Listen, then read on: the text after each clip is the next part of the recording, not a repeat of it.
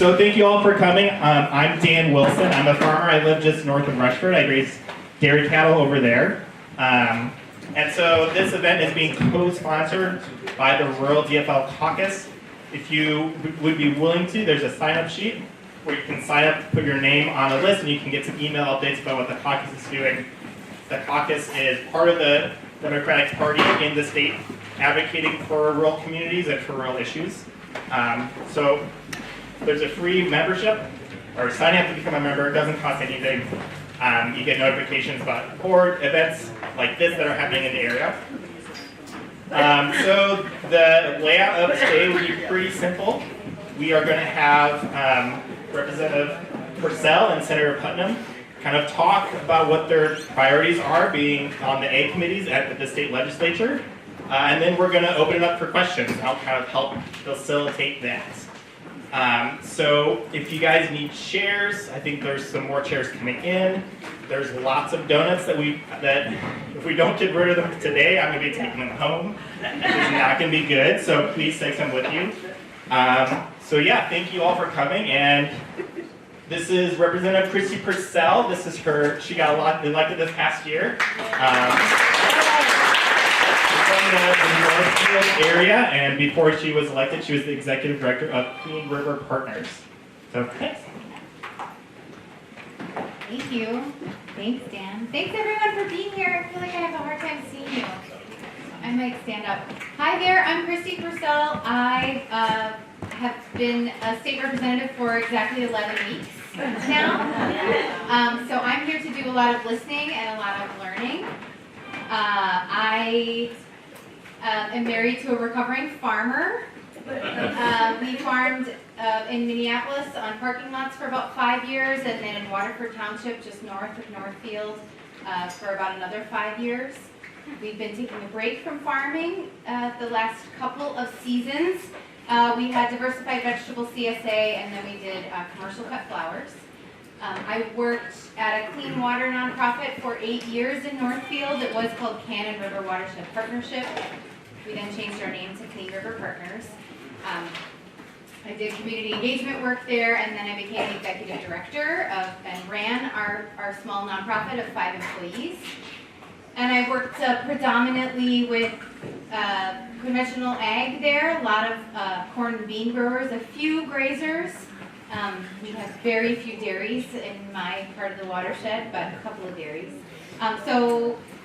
Working with farmers about how to make sure that they stay profitable and do the right thing that benefits everybody for clean water, healthy soil, a livable climate for the future. I am so honored that I am the vice chair of the Ag Committee over in the House. They let me have the gavel for a good chunk of the meeting on Thursday this week. So I'm definitely in learning mode. But I'd say that the things that I was working on before I was a legislator, the Farm to School program, we now call it Farm to School and Early Care because we're extending it before kindergarten age too. I've worked with a number of my friends have been the farmers who've been able to sell to a number of the school districts, including some in my district. So I've been getting to hear about the successes of that program and the places to grow that program. I'm very interested in soil health, trying to incentivize cover crops, planting of some of the new perennials that are coming out of the Forever Green Institute initiative at the University of Minnesota. And what are my other priorities? And I'm the carrier of the border-to-border broadband bill that's now part of the Ag Committee. So $276 million over the next biennium to make sure that we're getting more Minnesotans connected. I'm sure there are other things too, but those are sort of the big ones top of mind for myself. And just here to learn a lot and to meet you and hear about what we need to be paying attention to. So thank you for the invitation, and I'll pass it to Senator Putnam.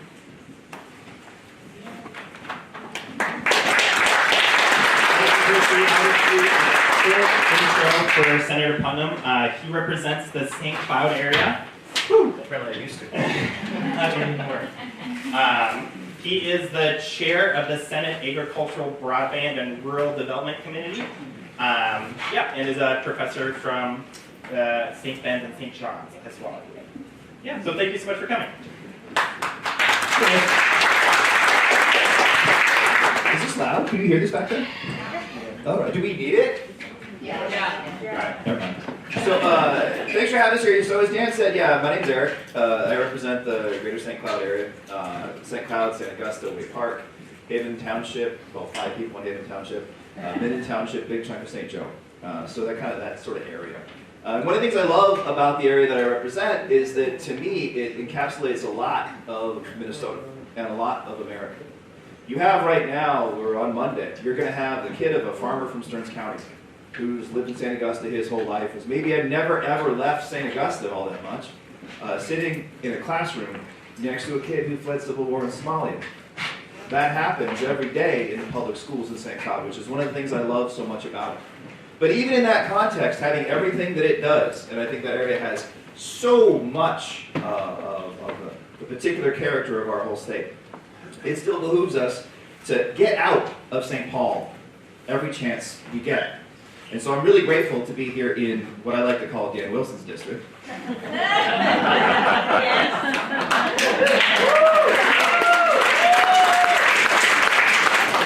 For a chance to hang out with you guys and talk about stuff. And I think one of the themes that we're going to develop, I don't want to talk too much about specific policies or things like that, because I'm going to end up repeating a lot of what my friend over here said, who's working on a lot of the same issues. Is there's a deeper concern, I think, with governance and representation in our state and our country right now, where we have a lot of people who are in office who are content to be in office and talk to other people who are in office, and not enough to get out in the community and talk to people who are actually impacted by the decisions that we make. Because if we did more of that, we would make different and better decisions. So I'm incredibly grateful to all of you for being here now to help us be better at our job. So thank you for being here. As Dan mentioned, yes, I am the chair of the Agricultural Broadband and Rural Development Committee. And one of the things I think that's fascinating about that title is that it's long. We could have just said rural development and call it a day. Because you don't have rural development in the state of Minnesota without agriculture, without broadband. You don't have rural development. Those are key components to making the state everything that it can be. And I think you all know this too, and part of my job is to advocate for agriculture. And people just don't realize how important that is to Minnesota. Not just as an economic driver, but as a key component of our culture, our past and our future. We cannot turn our back on or forget what is particular and what is special about rural Minnesota, and agriculture is key to that. So I'm really grateful to have this gig. I also serve as vice chair of the Higher Education Committee, and on the Jobs and Economic Development Committee, and I guess I'm on taxes. That's my sort of professional gig. This is my second term in the Senate. The first term was kind of weird though. I don't know if you guys remember that whole, is it COVID? Is that what it's called? COVID? When that happened, they made that first year kind of weird. I still remember that whole first year I was in the legislature. The Capitol felt like a museum. Did not feel like a space of democracy. It felt like a place where you go to look at that crazy painting of Jesse Ventura, which you should go do, because that's hysterical. And I remember the very first special session when some of the COVID protocols were removed. And I was walking through the tunnel to the Capitol. I heard the sound. I was like, what is that? What could that sound be? And I got closer and closer and closer. And then I thought, oh, that's the people. That's the sound of the people in the Capitol. And so I got there, and I got into the rotunda, and I saw a whole bunch of people holding up signs with swastikas on them saying that Tim Walz is a Nazi. Yeah. But at the same time, it was awesome that they were there. Right? And I know you guys are not real excited about me saying that, but it's true. Because if we don't come together, we fall apart. So I was glad to see them there, and I'm glad to see you here, and I'm eager to learn from you over the next hour. One quick plug, though. I think Christy and I will be deliberately vague, just to increase the sense of mystery, so that you then follow us to our town hall in Faribault at 2 o'clock. All will be revealed. Where all will be revealed. Yeah.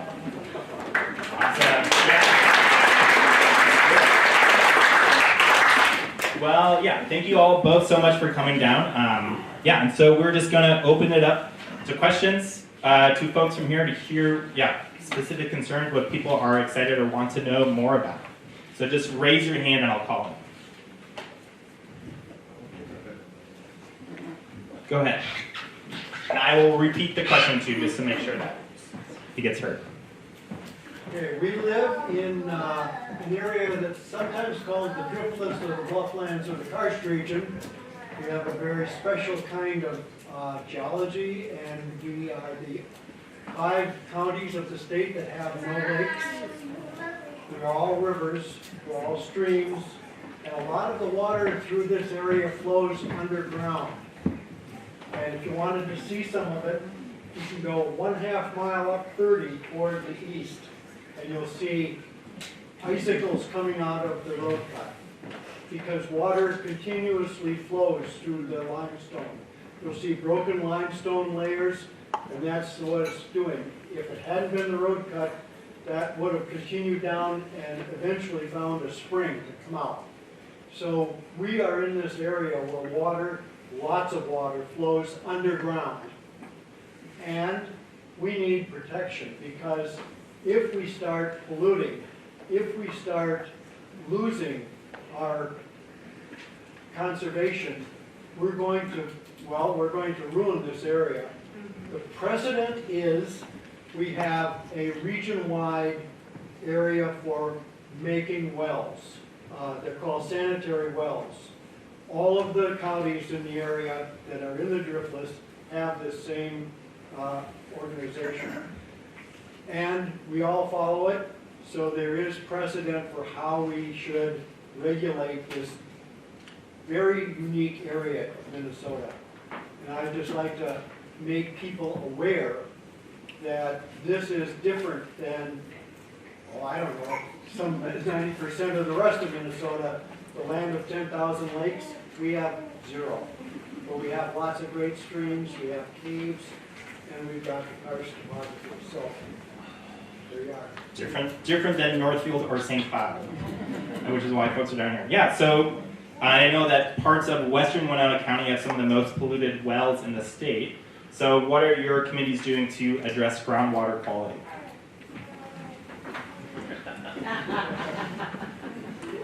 So that's just totally not fair, because yeah, but you're a water person. Know the water. Well, first off, can I ask you a favor for everyone? What was your name, sir? Bill Sullivan.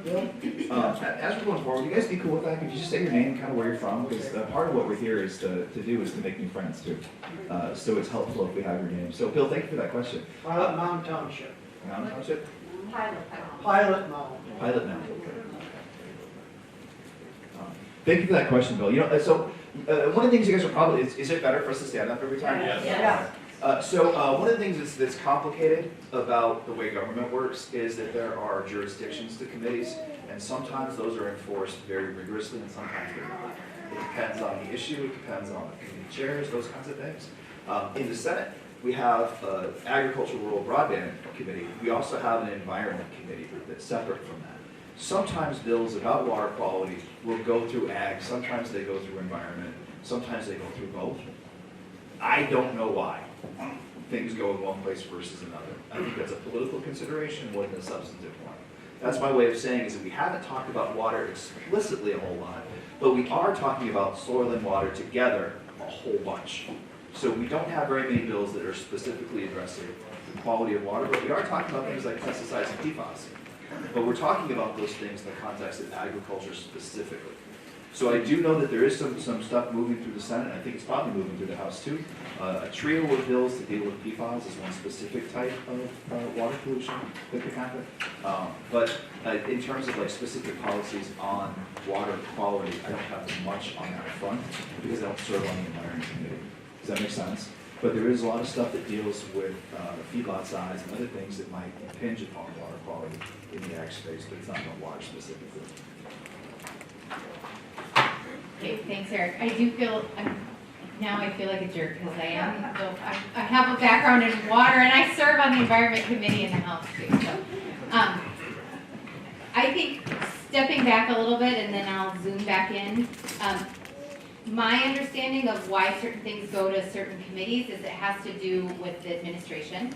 So in Minnesota, I think there are 6 agencies that deal with water.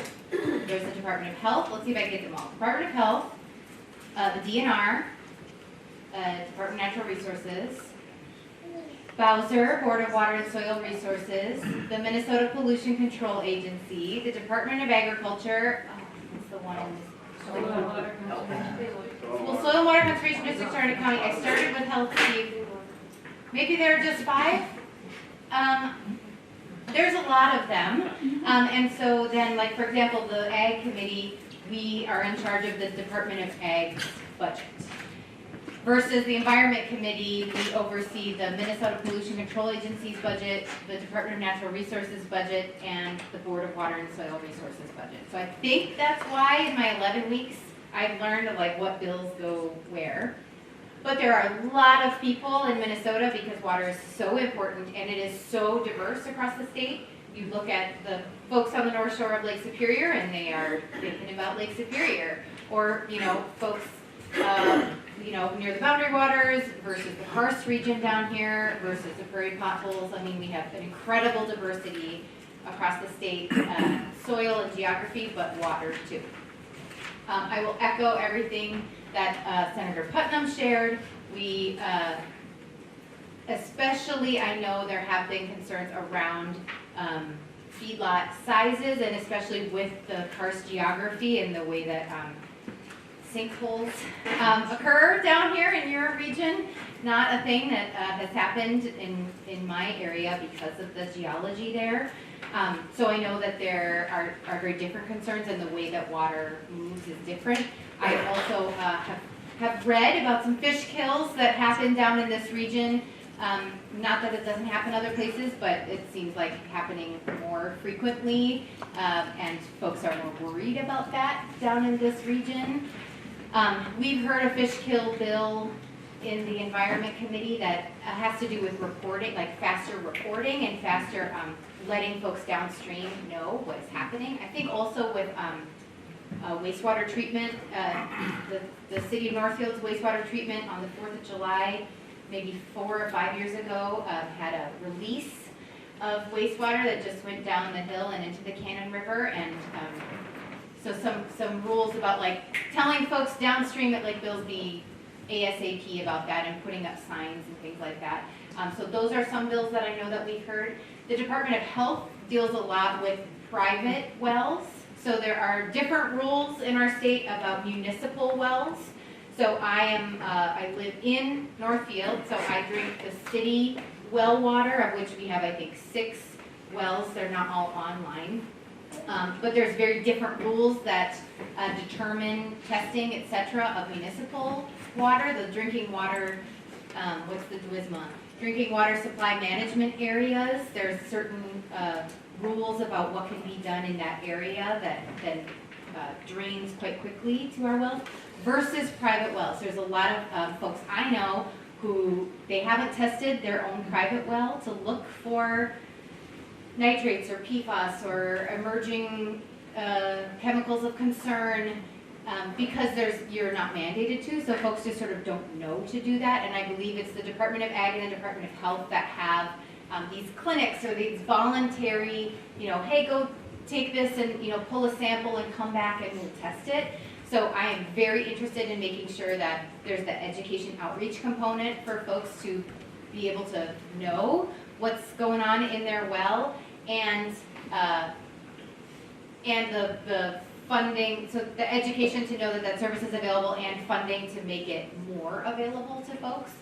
I got to do a project at Clean River Partners where we were working with a GIS person where they were looking at folks where basically the private wells were in not great shape and look at the concentrations. And it's happening down here in your area, and the other place is in rural and eastern Dakota County, which is quite close to where I live. And so focusing on working with the landowners and the growers there to have those folks be prioritized to get funding to put in conservation agriculture, to put in cover crops, to maybe do some perennial ag. because we know that those practices will directly benefit the people whose wells maybe aren't in great shape, as well as the municipal water systems. So it's on the brain of your legislators. Thank you for bringing that up. And it's complicated for us even to sort of figure out what department is doing what, where, when. Okay. Kelly. Hello, Kelly Spanish from rural Winona County. I just want to follow up on the water issue. There are, as identified by the Department of Ag, there are over 1,300 people in rural Winona County who cannot drink the well water from their private well. And this is specifically due to nitrate contamination. I don't know whether they have other contamination in those wells, but this is nitrate. So this is an ag issue, okay, at least. I know about the fish kill bill, and I thank you very much for your work on that.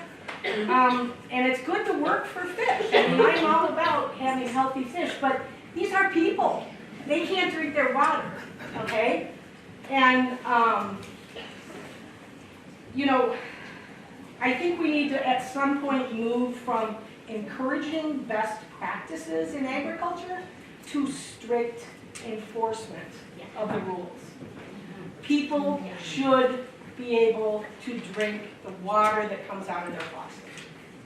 So I'd like to encourage you to work towards that, and I wonder if you have any comments on that. Thank you for your work.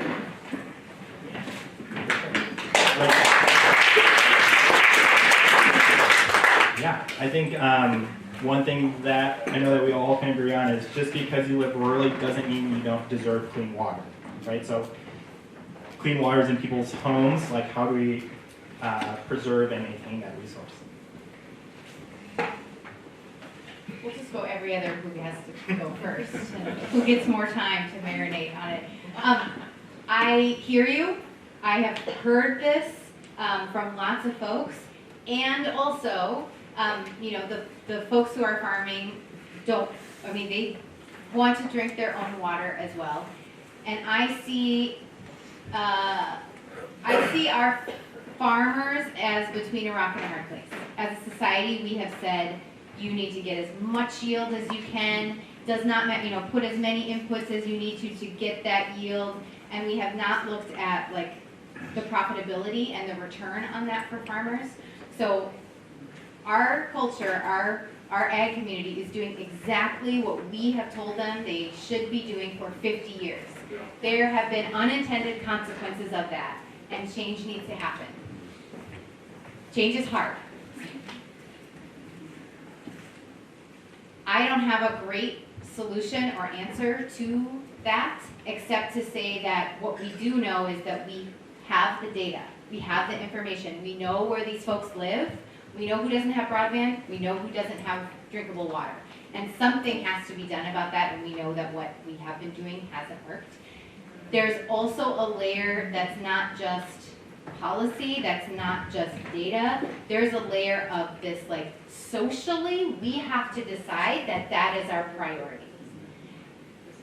I worked with a group of farmers in the Rice Creek watershed, which is a sub-watershed of the Cannon. They've been working on their own for more than a dozen years. There are 7 very passionate farmers about cover crops. They call themselves the Magnificent Seven. They are a beautiful model for what we can do. But that is because there's not one person doing it. It's because there is a group of them.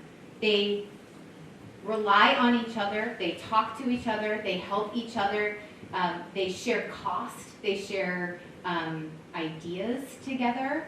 And if we continue to incentivize a farming system that is so, individualized, we are having farmers take so much debt on as a family, as a single entity, of course it is going to feel like there's no other option.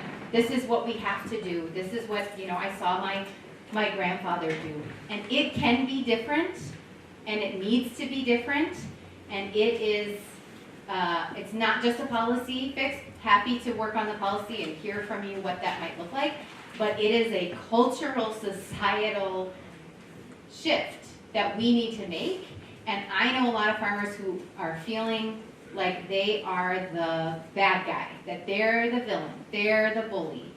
And I understand why they feel that way, especially coming from our party, ours, at least Eric's and mine.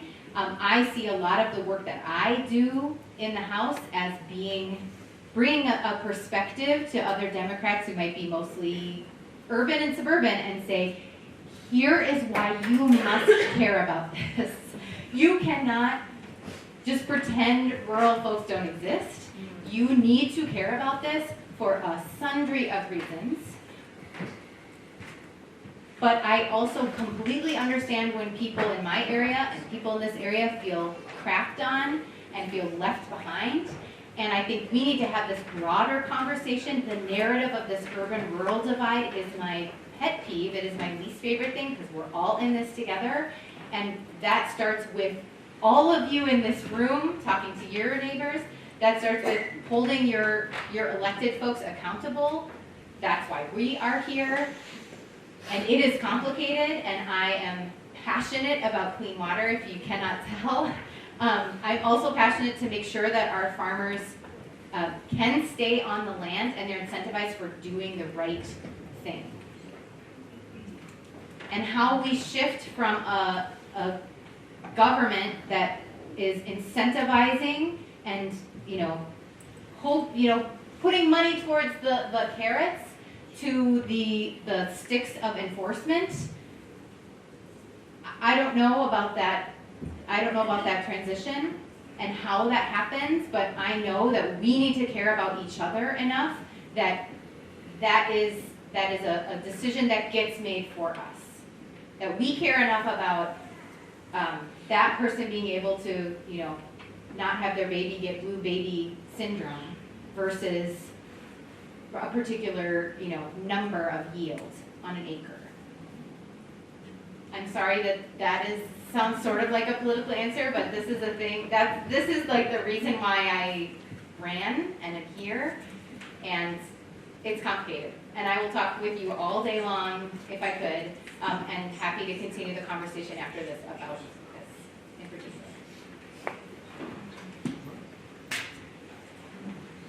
Kelly, thanks for that question. I think that for the next hour or so, you can probably just assume that we could save some time if I just said like what she said and sat down, because I agree with everything that Christy said. But I do think that there are also sort of short-term and long-term dimensions of this issue.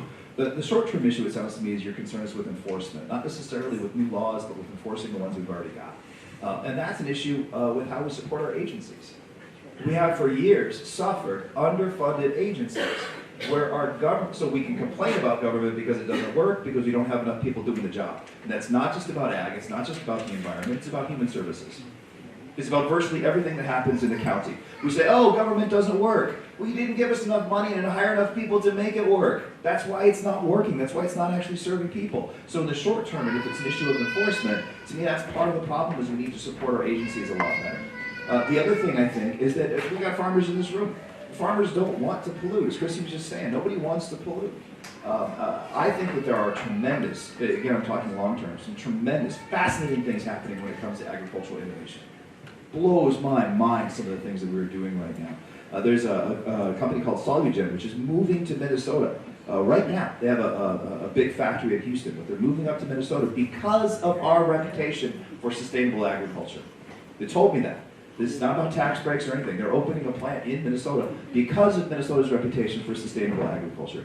And what they do is they turn corn into phosphates, potentially. Like the corn substance becomes a phosphate that can replace things in fertilizers to make those fertilizers less contaminant on our environment. There are fantastic, fascinating things happening in innovation right now, in biotechnology. I met with some dudes a couple of weeks ago who were telling me that they can grow paint. With a bacteria, you can grow paint.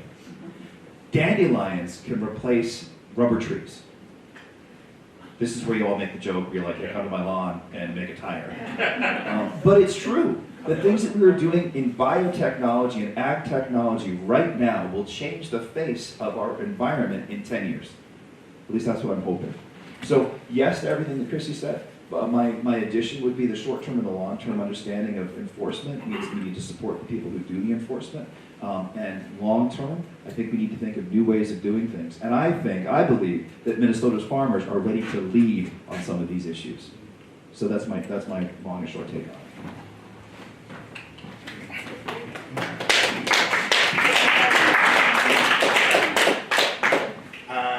Well, thank you so much. We'll go to the back of the room in the call for shirt.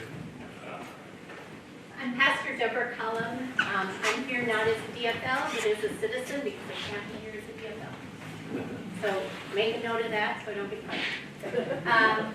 I have served rural congregations since the beginning of my pastorate. When I was in the cities, it was a rural congregation. I used to pass potato fields to get to my parish. I served Waseca, where the farming is very different than here in Chatfield. I've been in Chatfield for 11 years. My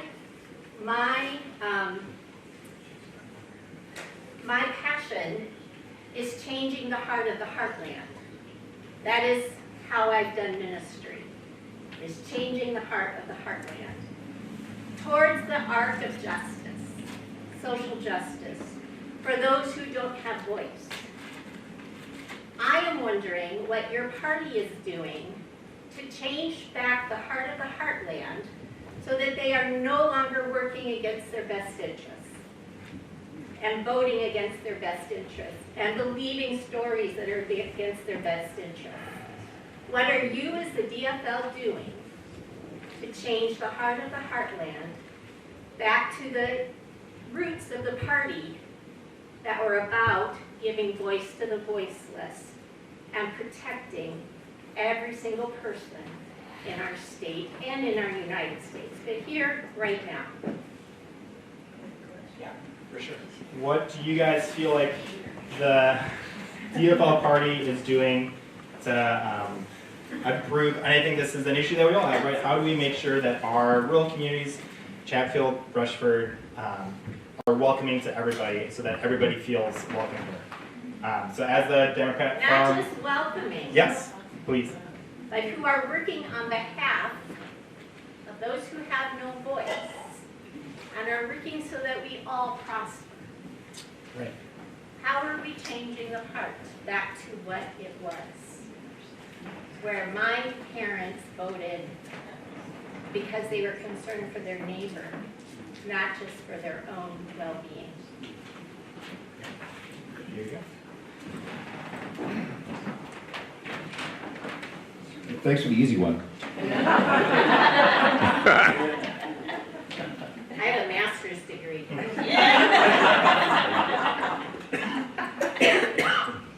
Just to be clear, I know how I'm going to start this, but I don't know how I'm going to end it. And I think maybe that's a key to a new way of doing politics is by being vulnerable and transparent. And also acknowledging that there is, I think, for a lot of people, a distance between politics and culture. That's actually what I teach. I'm a scholar of social justice. That's what I teach and research and have for 30 years. I study the history of public argument about the relationship between race and democracy. And that's what I've taught at St. Ben's and St. John's for the last 20 years. So it's something I think a lot about, but I gotta be totally honest with you, I never knocked a door till I knocked one for myself, and I'm not proud of that at all. Because I saw a distance between culture and politics. Electoral politics was boring or bad. Cultural politics was good. So I got involved in politics because I was on the boards of all these different nonprofits, and I was doing all this volunteering in the community, and it still bothers me to this day that it feels strange to me because even doing both those things as a profession and as a vocation, I still feel the distance between them. And what I think you're talking about is bringing those two things together so that culture and our communities and our politics are coherent and cohesive and together. Because if you're in the same culture with someone, the same community with someone, it's a lot harder to hate them. It's a lot harder to not notice that they're hungry. That was supposed to be a subtle dig there. But it's hard not to notice that if you are engaged with the people next to you, and it also then becomes harder to realize that policy is actually going to solve that problem. So I think for me, the biggest issue, and this is a huge question, Pastor, and I appreciate you asking it, but to me, one of the biggest things we need to do is, not just resolve the divides between each other, but also resolve the divides between our communities and our politics. So the politics isn't a dirty word. And I know this is a DFL room, but I don't think the DFL is especially good at that right now. I don't think the way we do politics is consistent with the world we want to live in. And you can't get to a just future through unjust means. I believe that. The way we campaign, the way we govern, all of those things need to come together with some sense of coherence. And right now they are deeply struggling on that front. So that you find people doing things in St. Paul that sound like they're good and righteous, but they have nothing to do with the communities who are affected by them. That's what I said when I started this, and this is another part of that question. And we campaign collecting door knocks, but not building relationships. And you cannot govern without those relationships. You might get elected, but you can't do the job once you're there. And it's something I struggle with, and maybe Chrissy does too, but it's tough. Because it feels like a job interview for a job you're not doing. Because those two things feel just as divorced as St. Paul and Chatfield. And if we can't do the work, and to me that work travels through vulnerability, through humility. The problem in St. Paul right now isn't Republicans and Democrats. It's not ideology, it's jerks. With a little bit more humility, we get a lot more done.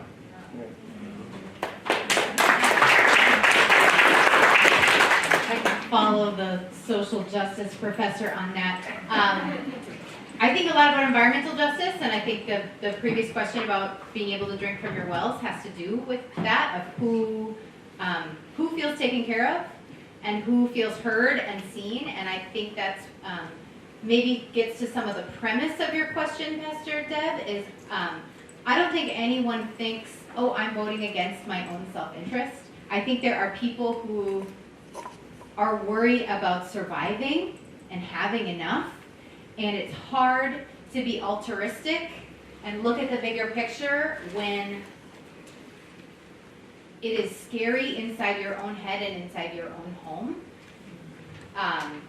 So I think we need to just do better at having the tide raise all boats. There are people who have felt left behind and forgotten, and we can't leave anyone behind or forget anyone, because we are all connected and we are all in this together. That's all I will add.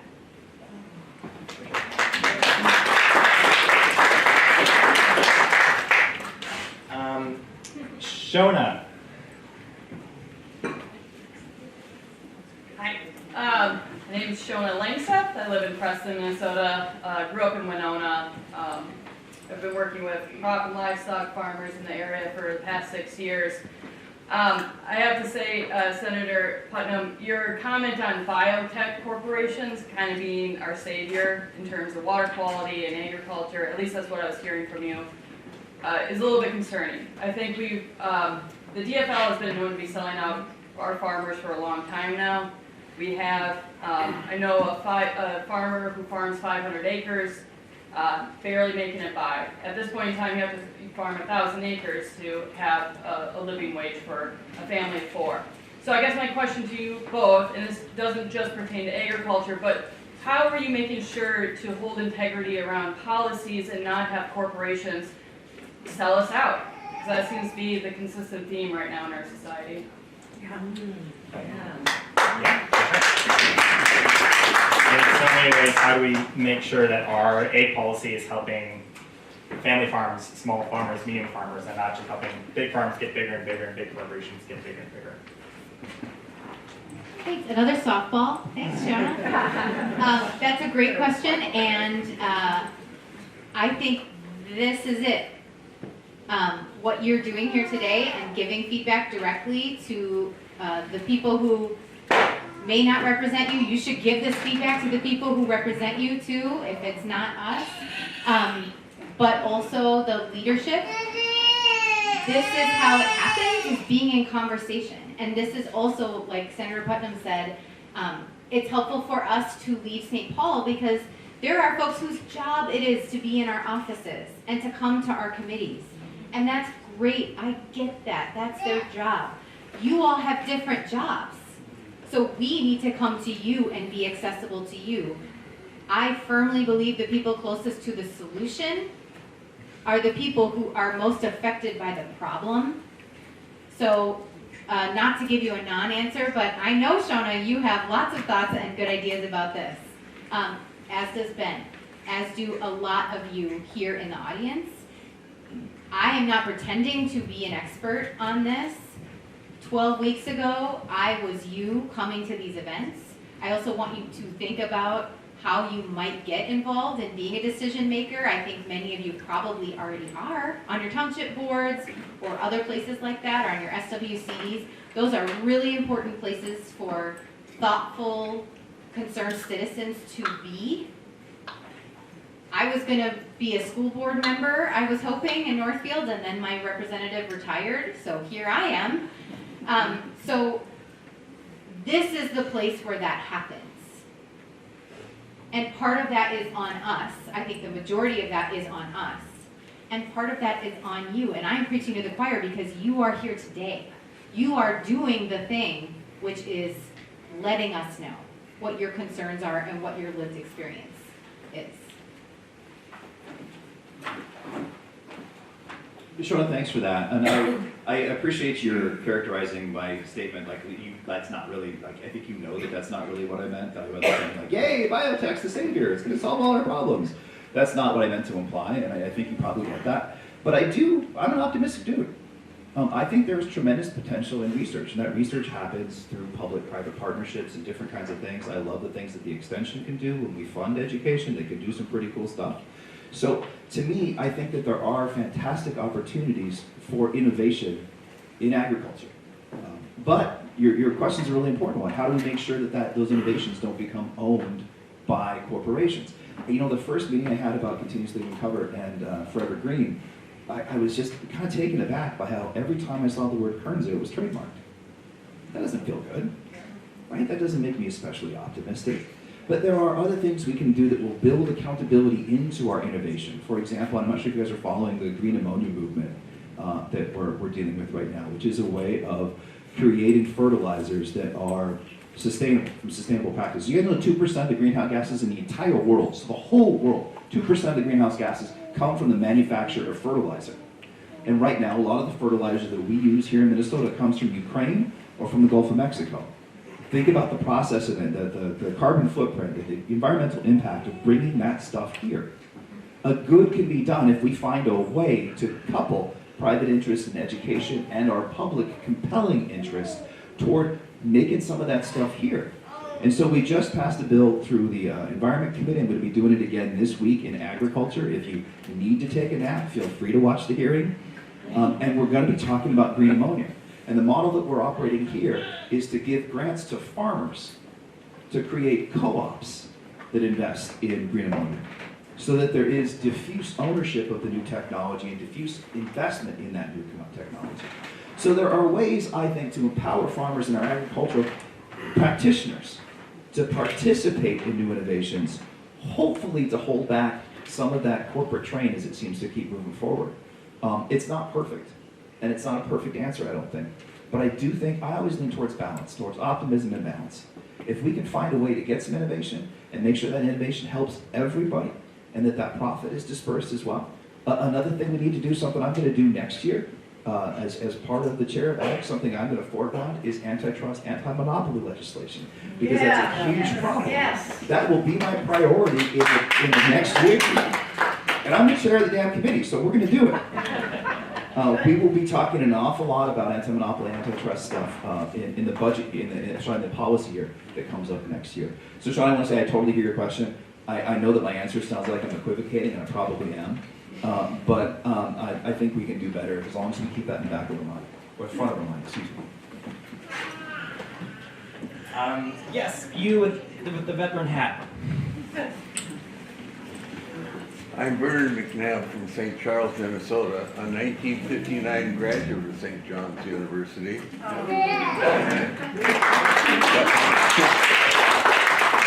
But my question is, I was reading in the Winona Post the other day about a facility that is supposed to be being considered or built in this area that'll take animal waste and process it to the point of being a safe fertilizer. Now, my question is, and I don't think you can answer it, but maybe somebody in here can, has more knowledge of science than I do, that what's going to happen to the nitrates? I mean, so they take it out, where does it go? Are they got fruit jars to put it in, or what? You know, what's going to happen to the pollutants? They're supposed to be returned back to the soil as a free fertilizer, so they say. But how? So a little bit of context, in Wilson Township, which is in Winona County, there is a proposal to build a methane digester, which takes manure from dairy farms, kind of a wide variety of farms, and then takes that methane off. And the idea of the proposal is to have a pipeline from local utilities going to that facility, so the methane, instead of going into the atmosphere, goes straight to being burned for the local communities, but also, right, there's this byproduct of the manure from these farms and facilities, which has nitrogen, phosphorus, things like that. So, do you guys know anything about methane digesters? Does anybody else in the room want to comment on that? We'll go to Uni, Gail, who knows, maybe knows a little bit about it from Minnesota Farmers Union. Manure is the perfect fertilizer. That's right. And when you plant corn, when you rotate your crops, you plant manure, then you plant corn. Corn sucks up nitrogen. It sucks it up. It's got to have nitrogen to grow. Well, then the corn leaves something else, and another crop will go, and then you put some more manure on it 3 more years. And it's just like it's rotating, and that's how nature works. So. Yeah. Well, actually, Okay, Elaine go ahead. Carlson, Yep. can I make a comment to that? Sure. Elaine Ingham, a world-renowned soil scientist, did a microbiology workshop at St. Mary's about 6 months ago. And she says fertilizer is not required if the soil is healthy enough. All we need is fungi, bacteria, nematodes, protozoas, and a few arthropods. The soil's been doing it for 3.5 billion years. We can increase yield without nitrogen if we can keep our soil healthy. So yes, you're right, there's a process. Corn, soybean, keep throwing in the manure. The manure is not always that, if they're using salt licks, it sterilizes the manure, it no longer becomes fertilizer. So those digesters do have some issues. They're not perfect. And there is leftover stuff. It's not what nature intended, is all I'm trying to say. So I feel like we're going to get a lot of back and forth. But the question, yeah, I think kind of at the heart of the question that I know, a dynamic that I know that I feel, I'll let you guys try to answer, then we can go back to more questions, is, right, we have soil health on the one hand, and we also have some of these larger, more industrial processes, and how do we create policy that is both helping to keep our water clean in the short run, making sure that we don't add nitrates to our groundwater in the short run, but also how are we incentivizing and encouraging all farmers to adopt soil healthy practices? Hey Dan, can I Yes. just add one thing about the Wilson Township digester? That was proposed by a company called Nature Energy. This would be the first one of theirs in the country. And that company has now been purchased by Shell Oil. So we're seeing, you know, companies like Shell Oil trying to cash in on all the money for green, you know, supposedly green energy. And I think we need to take a very careful look at this, especially from the standpoint of, if it does go in, how do you make sure that it's equitable? From small farms to large farms. How do you ensure that it's equitable for everyone? I'm not saying it should go in by any means. I'm on the fence here, but how do you make it equitable? Right. We want to make sure that corporations like Shell and other big corporations are not the main people profiting in our communities, but we want to make sure that farmers are the main people profiting. I have word from Senator Putnam that he is learning a lot, and he's not going to say anything on this topic. I am a smart politician. He's been at this a little longer than I am. I am also learning about this issue. I've had discussions with the business side. I've had discussions with policymakers. I've had discussions with academia. I've had discussions with local folks, trying to wrap my head around this. I'll get back to this, but let me just tell you that I had a meeting that my legislative assistant put on my calendar last week with Riverview Dairy. Those of you in the environmental world, that's almost like a swear to say their name. I'm carrying the bill to reinstate the Minnesota Pollution Control Agency Citizens Board, which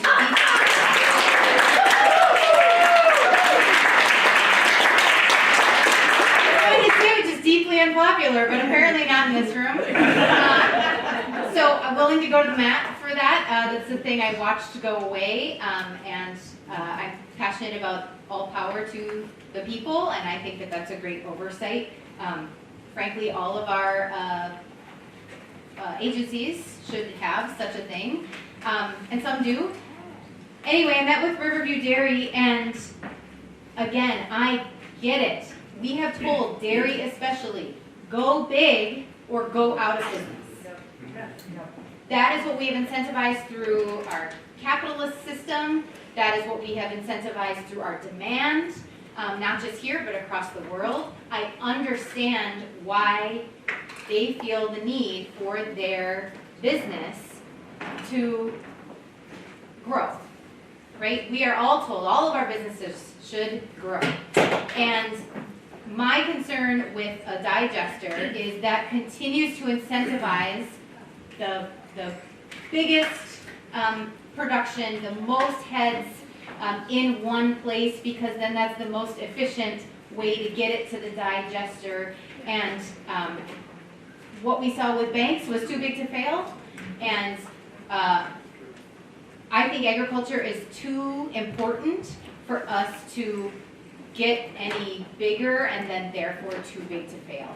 So I appreciate the technology trying to solve a problem of today, but I am also wanting to look down the line too and make sure that it's not something like, wow, well, going in that direction then just incentivize everyone to have to conglomerate, to have to go big, to have to sell out to these bigger corporations, because then that's a fuel source that we need to have.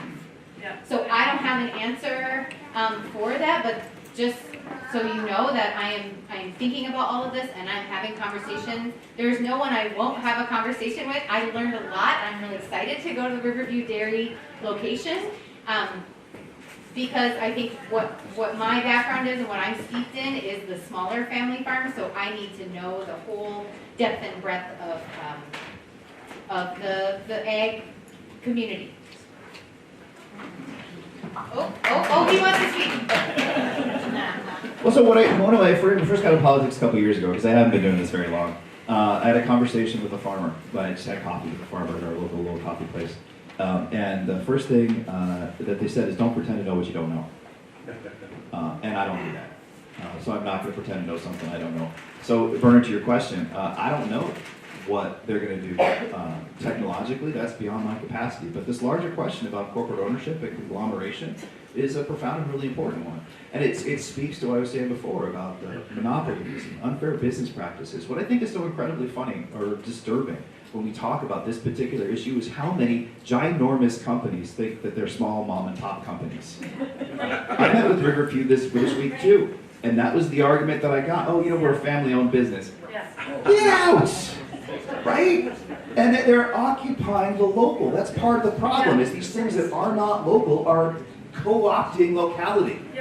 And saying that they're local. Oh, we're just, your friendly neighborhood McDonald's. Get out! But that's part of the story that we have to confront. And they'll talk about fairness. Right? You'll see a big guy. I meet with massive corporations all the time, and they'll talk about fairness. Oh, we just want to be treated fairly. No, you don't. You want special treatment. If you were treated fairly, we'd have an even playing field and everything would be fine. For the first time ever, I was talking to my friend in the back there, first time ever in the state of Minnesota, we have fewer than 2,000 dairy farms. First time in the history of the state. Right? And one of them is this little mom and pop shop called Riverview.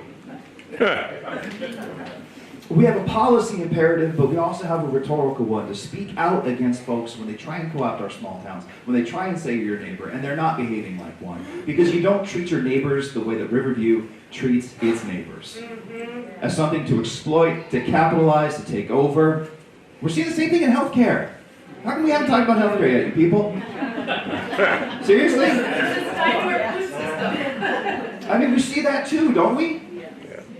We have these empires that are expanding everywhere, and there's stuff we can do on the policy level that we need to do and are doing.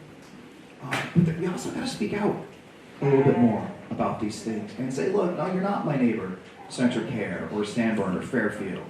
If you were my neighbor, you'd take care of my health. You wouldn't charge me so damn much.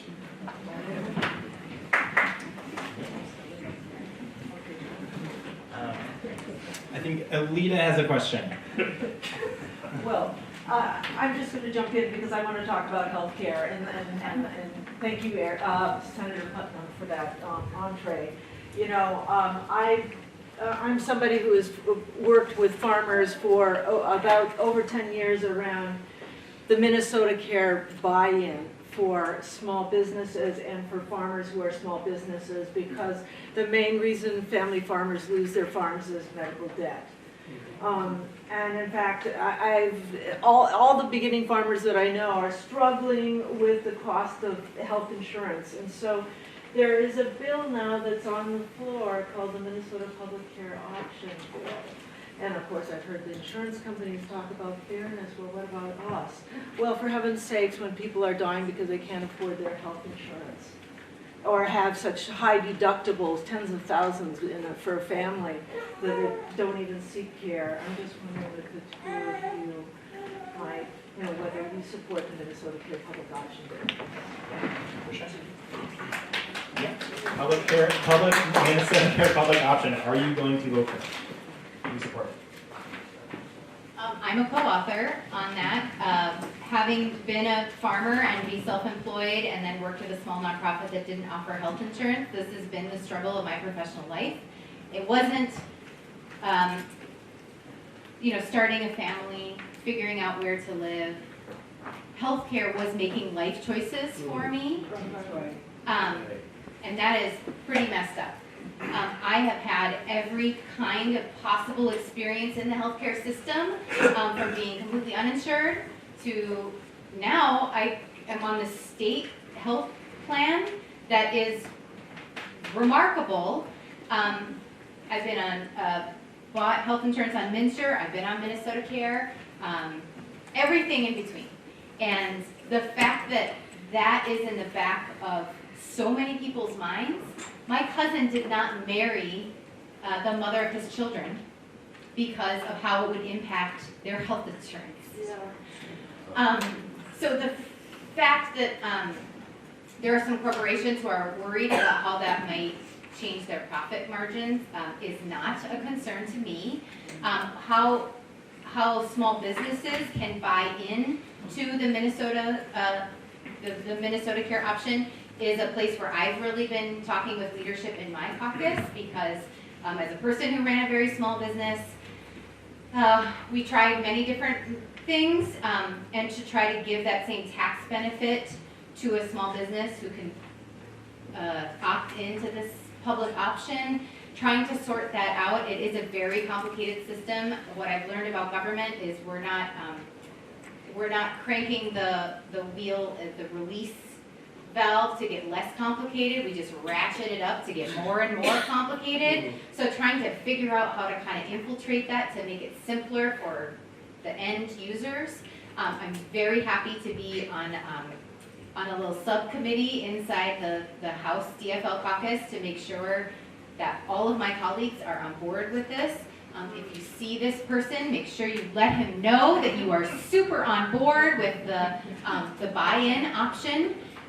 So just trying to have conversations with my fellow DFLers to make sure that that they know that this is a great option. I'm very pro this option. I'm also a co-author on the universal healthcare bill as well. I hope that that's a direction that we move eventually, but we're really pushing on the Minnesota Care public option buy-in in the House. So one of the things that I think is most fascinating about healthcare is just how Byzantine it is. How just connected to this issue or that issue, all of those things are. Chris was talking earlier about our healthy lifestyles. Prophylactic efforts to make sure that people live healthy lifestyles because they have adequate income and healthy water is a pretty important step towards better healthcare too at the same time. Because that also points out the fact that our healthcare system right now, we have multiple healthcare systems. We have one for rich people, one for everybody else, right? And that healthcare system is going to the emergency room when something goes bad because you don't have healthcare. Waiting until things are awful before you get to see a doctor because you don't get to see somebody who has healthcare. I mean, I kind of know what this is like. I don't like to be the politician who tells around stories, but I didn't have healthcare from when I was 12 till when I was 23. And I remember conversations with my folks when something would go south and the guilt that I would feel. The intense guilt I would feel when I got hurt or when I felt sick because I couldn't ask my folks to take me to a doctor because we didn't have insurance. And then we think of all the other people who are in situations like that. So yeah, I love the idea of the Minnesota Care buy-in, and that makes perfectly good sense. But I have to also be honest with you, because that's the kind of dude I am. I haven't heard a lot about it in the Senate. I'll be clear, I don't know its viability in the Senate because people aren't talking about it a whole bunch right now. Maybe they are, I'm just not part of those conversations. But I don't think we are. So, and we got a week left. So I don't know its viability in the Senate, to be totally honest with you, Leah, but I like the idea of people actually being able to have access to health care. I know that sounds controversial, right? But I think that people should be able to have access to things that keep them alive and healthy. And whatever we can do to do that. But I think it's going to require a great deal of political will. I do know that there's a movement to allow undocumented folks to enroll in Minnesota too. Those are all fantastic, important ideas for practical and moral reasons. And I think we need to talk about both the practical and the moral a lot more often than we do. Yeah, for sure. Ben. I represent.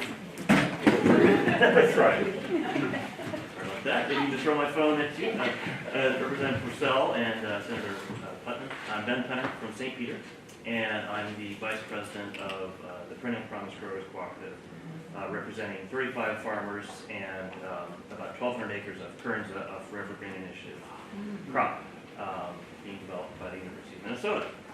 And I think, listening to the conversations here today, I think we have some solutions at the Forever Green Initiative to really address the environmental challenges that we face through agriculture.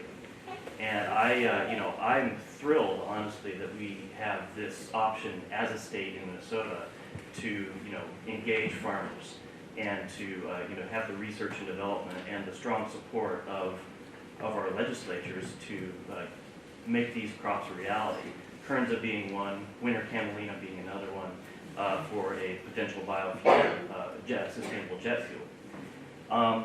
So I think agriculture absolutely can be part of the solution, and this is, in my view, probably the most direct way that we can have a direct impact on climate and environmental issues, whether it be runoff, nutrient runoff, that kind of thing. So I know there's some bills making their way through right now, and so just wanted to urge your support for the market development grants that are in the Senate, and also for the R&D for Forever Green, the support for that. What we need to bring these new crops to market and to get that pull from agriculture is to have markets and infrastructure that supports everything. Just like you said, for 50 years we've gone one direction or more, 75 perhaps, and now we need to kind of just nudge in another direction and make it profitable for all growers, communities, and farmers. So I guess, how strong is your support, and what are you tell me about your support for this? Some of the cropping practices that reduce the greatest amount of nitrate are also the cropping practices that sequester the most amount of carbon.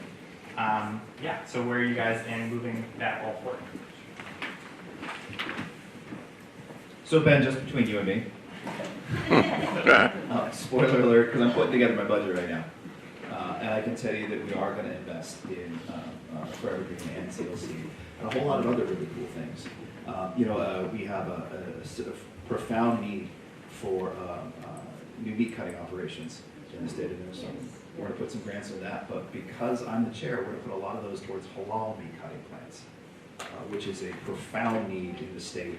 And this, the reason why I brought that up is it's an example of something that's kind of a moral good that respects the demography of Minnesota, but it's also a practical good because we need to do it, and it's an economic good because the market is massive once we do it. So I think the same thing can be true with Kernza and some of these other kind of technological innovations. But going back to Shona's question too, I think it's important that we democratize as we innovate, so that we make sure that some of these new technologies are accessible to all kinds of farmers to do what they need to do, to make sure that the benefit from the technology lifts everybody up. That, I generally think that Minnesota is poised to become kind of the Silicon Valley of agriculture. But I don't want farmer tech bros. That's not going to happen.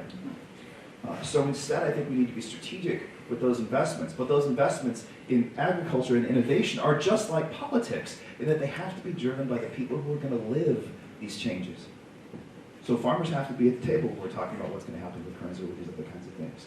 And when we do that and engage sincerely in that process of making sure that people feel comfortable with new technologies, want new technologies, I'm putting a ton of money into no-till farming implements. So, or innovations in technological implements for farmers to do things that are more sustainable long-term. We kind of need to help people get to that place where they can afford stuff that does better stuff for everybody. So that's part of my general interest in these things. Thanks, and I've had a leg up. I've been able to work with Ben for several years now in my previous role at the nonprofit. So thank you for your leadership with the Perennial Promise Growers Cooperative. I think that's a very exciting model that I hope that other growers can also self-organize. Hopefully there's going to be a grant program that is a bill I carried in the House to support agricultural co-ops to begin. There's also a great need around poultry processing for the Hmong community as well, which is a very culturally specific way for that meat processing, just to go off of what Senator Putnam shared. But I am one of the most supportive people for that investing in the innovation that isn't at a corporate level, but is in fact on the ground and with crops that farmers can grow and make a living off of. So I wanted to carry that bill, but my colleague Jenny Cleathorn already had it in her hot little hands, and she wouldn't share it with me, but I'm second author because we do need to build up the markets as well as support the research for this next phase. Thank you. Okay, we have time for one more question. Way in the back in the sport coat. Jeff Bagel, I'm a third generation dairy farmer from over by Yoda. I'm here representing Minnesota Farm Bureau today. First thing I'd like to do is I'd like to thank Chair Putnam and Vice Chair Purcell for all your work on the Ag Committee on behalf of all farmers in Minnesota. I guess one of the things, myself being a young farmer, one of the things that I'd like to bring up and touch on is some of the beginning farmer tax credits, trying to help make young farmers be able to get into farming, keep that tax credit out there so that we can do that, because the age of Minnesota farmers is not getting any younger. So we need to continue to be able to open doors and provide opportunities to get young farmers involved. So I guess I would just ask for your continued support on that. The other thing I'd like to touch on, you've talked about cover crops. On our farm we farm 350 acres, we plant cover crops on all of them. And I guess the biggest thing that I'd like to, say in my message to you, I'm 100% on board with that. Just make sure that whatever programs are put forth, that it's not a one-size-fits-all for everybody. Because what works on my farm down here in Eota probably isn't going to work up in, northern Minnesota. They have a shorter growing season. So just make sure whatever programs come forth, make sure it's not one-size-fits-all. But appreciate the support that you've given to provide resources for that program. So, and then I guess the final thing I'd like to just touch on, Senator Putman, I know you've done a lot of work on some rural vitality, whether it be, internet or just childcare in general. With the young farmers trying to get into agriculture and a lot of them having to work off farm, the need for daycare is a huge issue, and there's not a lot of options out there. And we need to make sure that we have affordable options for that as well. So I guess those are my comments. Reply as you wish, but again, thank you for all you do on the Ag Committee on behalf of all Minnesota farmers. Yeah, for sure. Thanks, Farm Bureau folks, for showing up. As a beginning farmer myself, that's an issue I'm really concerned about, and my daughter is running around screaming as well. So childcare is super important. I know that when we were looking for childcare, I called 60 in-home daycare centers, and only one of them had an open spot. So, yeah, talking about rural development, how are you guys looking to support childcare in rural spaces? Jeff, we were just sorry, Dan, we were just talking about how maybe it'd be good to get one more question in too, and then we'll weave in some of Jeff's concerns in the final answer. Is that cool?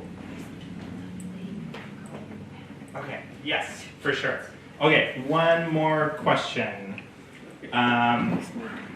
Yes, you in the brown coat. I have just a brief comment. I grew up on a farm when I was living in Winona. As we drove over here, I see all of this beautiful land and little farmhouses. And I said, it looks to me like these are absentee farm owners. And now you're saying there are only 2,000 dairy farms left. And maybe we need to look more at this methane digester, because perhaps that's encouraging more manure, more factory farms, more piggies at the top, getting all the subsidies. And I'd like to see more of these farm cooperatives, and things being more, as you said, antitrust, where we have more than 2,000 dairy farmers left. And so I'm learning a lot today, and I think we should be very careful about this being the first methane digester in an area where the karst geography has an effect on our water quality. Yeah. So just that being a conglomerate for more manure, we're going to have more factory farmers and more smaller farms. And so I sympathize with your effort to have an antitrust attitude for the farms. So now we're not just having absentee few farmers that are gaining all the wealth from and people moving off the land. Nice. That's the bell. Closing statements from you guys, and then we will give some. I know that you guys need to leave at 12:30, so we'll leave some time afterwards for folks to accost them, and if you haven't had a chance to. But yeah. So, thanks for being here. I'm sorry, what was your name? I didn't get it. Your name, yeah. Bonnie. Bonnie? Thanks, Bonnie. So Bonnie and Jeff's questions, I think they actually were a great way to kind of tie up a lot of the stuff we talked about today. And what you guys were talking about was rural development, was the vitality of rural communities. And one of the things that we hear a lot in St. Paul is this division between the cities and the rest of the state. That's not true, because the problems are the same, but they are felt differently in different communities. So healthcare is a problem in the cities. It's a problem in the rest of the state too, but it's felt differently. And that's important to remember, because it goes back to realizing that, one size fits all kinds of solutions are something of a problem. Now, when we think about childcare specifically, few issues are more important in this state than childcare right now. It is a core concern, both practically and morally. People don't go to work when they gotta take care of their kids, and when they do, they're anxious. Neither of those things are good for anybody. But you can build a child care center in the cities with an economy of scale, and you don't need a big building. You don't need lots of kids. If you do that in rural Minnesota, you have to have a bigger building because you need more people coming in from far away to go to your child care center. So one of the things we're trying to do is we're trying to get some grants specific for rural development around child care in greater Minnesota, because it's different, it's more expensive. There are 5,300 lacking seats for child care just in the St. Cloud area. And at the same time, there are 474 jobs in construction. There's a relationship between those two things, right? But again, it's not just a practical consideration about our economy. It's not just about work. It's about quality of life, which is why you are here. Yeah. Policies are meaningless. Parties are meaningless unless they help people live better lives. And too often, government can kind of get in the way. When we're not participating in it, when we're not steering that ship, sometimes it goes to places we don't need it to go. Whether that's to a massive corporation, whether that's to a community that's not yours, it's our responsibility as citizens, not simply to stand up for what we believe in, to stand up for what we believe in and to listen to other people at the same time. We have plenty of passion in our politics, but not nearly enough curiosity. And that is how we solve problems, it's how we get along better, and it's how we live up to the promise of being American citizens, being Minnesotans and being good neighbors. So thank you for your time today. Thank you for listening. I hope this isn't the last time we get to hang out. I hope we get to hear from you more in the future. And if you're ever in St. Paul, stop by and say hi.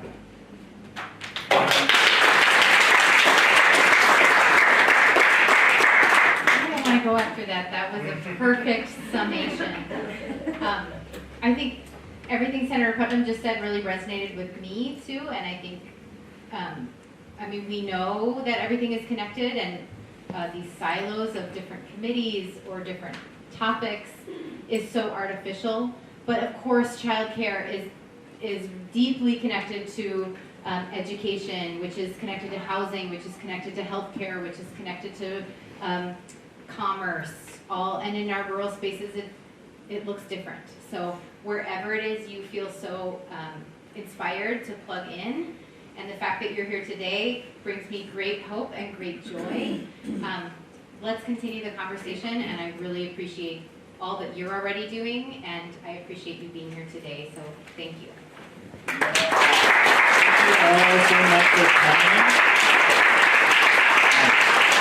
Thank you all so much for coming. They got about half an hour before they need to leave, so if I didn't call on you for a question, you can go talk to them. Please, please, please put your email on the list in the back. The Rural DFL Caucus doesn't send that many emails, and even if you want to sign up just to hear what crazy things the Democrats are doing, that's great too. So thank you also for coming. Take some donuts with you, and have a great rest of your day.